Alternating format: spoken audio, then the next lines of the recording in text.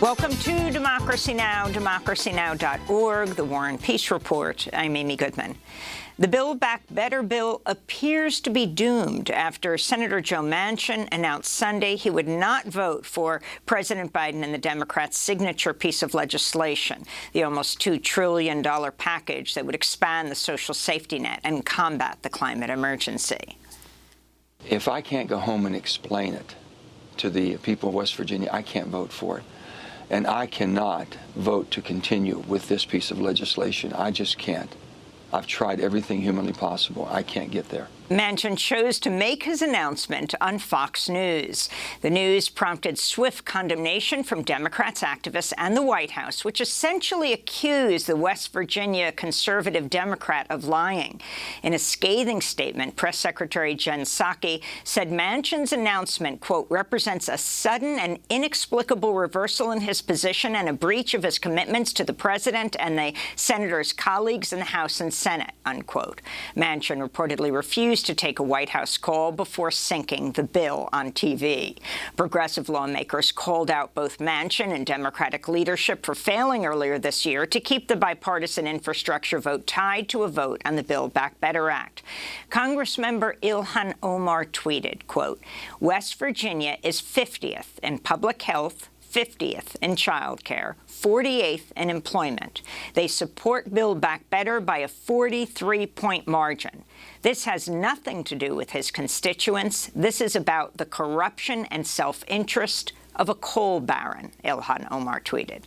Senate Majority Leader Chuck Schumer has just announced senators will vote very early in the year on Build Back Better and vowed to keep trying to find a way forward. COVID-19 surges have been reported in more countries as the Omicron variant continues its rapid spread.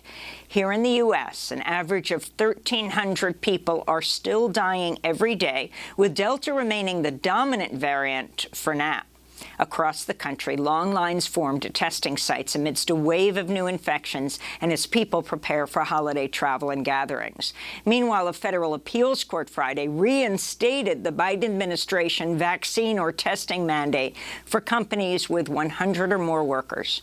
In medical news, Moderna said lab tests showed its booster increases the level of Omicron-fighting antibodies by around 37-fold. Health officials are asking vaccinated people to get boosted as soon as possible in hopes of curbing the winter surge. This is Dr. Anthony Fauci. We are going to see breakthrough infections, Chuck. There's no doubt about that. The difference between a vaccinated and boosted person who has an infection and someone who has an infection who's never been vaccinated, a major difference with regard to the risk of severity. In other medical news, Pfizer said Friday its vaccine trials on 2- to 4-year-olds generated a weaker immune response than expected. Pfizer's now expanding its clinical trials to see if a third dose will produce a robust immune response in young children, with results not expected for months. Southwest Airlines CEO Gary Kelly tested positive for the coronavirus just days after he testified unmasked at a Senate hearing last week. Kelly, who is seated next to other airline executives, can be seen in now widely circulated video coughing during his testimony, in which he opposed mask mandates on airplanes. 3 Democratic lawmakers announced this weekend they tested positive for COVID-19. Senators Elizabeth Warren, Cory Booker, and Congressmember Jason Crow all reported mild symptoms. All 3 were fully vaccinated and had received their booster shots. In international news, the Netherlands is entering a strict lockdown through the year-end holidays to battle a surge of infections from the coronavirus Omicron variant. All bars, restaurants, gyms, theaters, hair salons, and non-essential shops will be closed until mid-January there. In Britain, London Mayor Sadiq Khan has declared a major incident and will invoke new emergency powers as the UK continues to shatter records for daily COVID infections. Israel's banned travel to the U.S. and a growing list of other nations in an effort to limit the spread of the Omicron variant. Chilean voters have elected leftist former student leader Gabriel Boric as their new president. The capital, Santiago, erupted in celebration Sunday with an estimated hundreds of thousands of people taking to the streets following the news. Boric beat out the right-wing candidate, José Antonio Cast, who conceded the runoff election Sunday.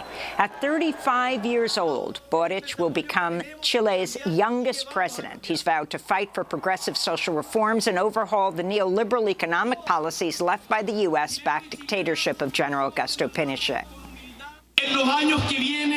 In the coming years, the future of our country is at stake, so I guarantee that I will be a president who cares for democracy and does not risk it, listens more than what he speaks, seeks unity, and attends to the needs of the people daily. I will firmly fight against the privileges of a few, and I will work every day for the quality of the Chilean family.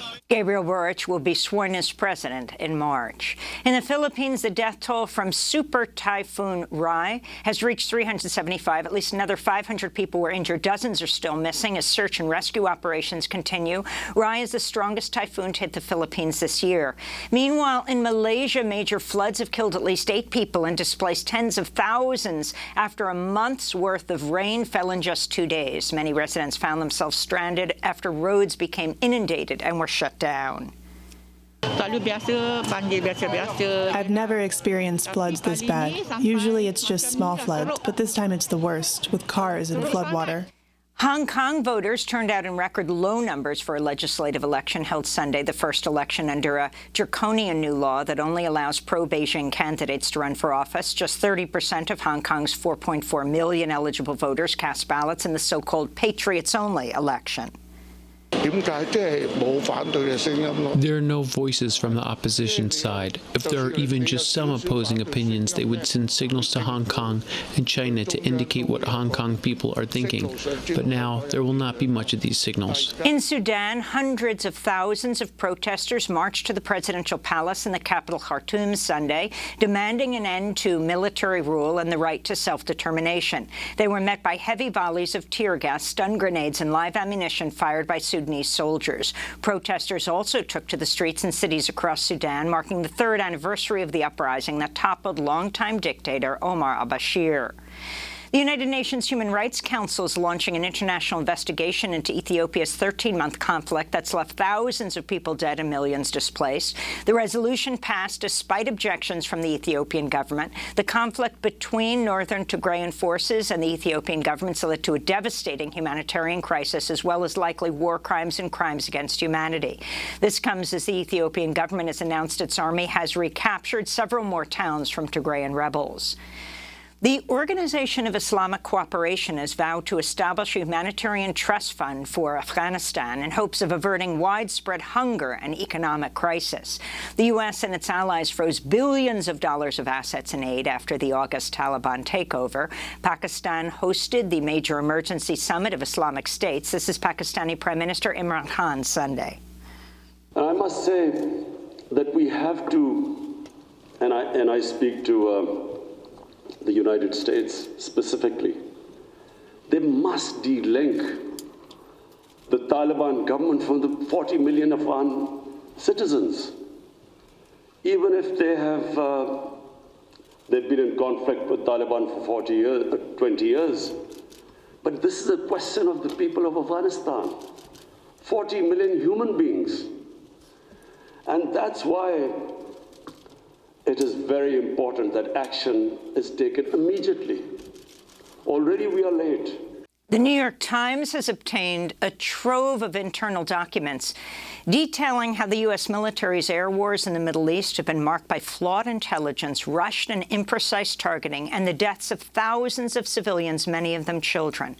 The New York Times reports the 1,300 documents on civilian casualties contrast sharply with the U.S. government's image of precision warfare waged by all-seeing drones.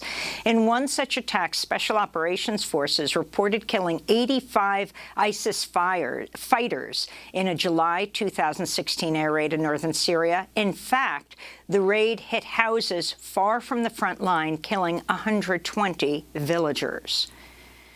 A federal judge sentenced a January 6 rioter to over 5 years in prison, the longest sentence yet linked to the U.S. Capitol insurrection. Robert Palmer attacked police officers with a fire extinguisher, a plank, and a long pole during the assault on the Capitol.